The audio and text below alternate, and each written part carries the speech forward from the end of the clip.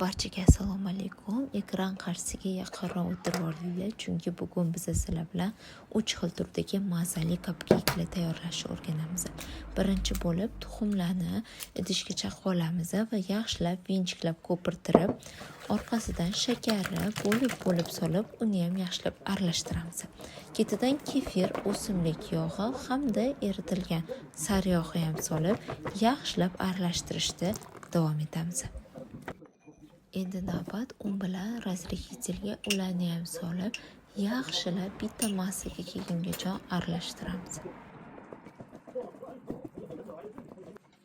Tayyor massamizni ikkiga bo'lib olamiz hamda yarmiga kakao solib, yaxshilab aralashtirib olamiz.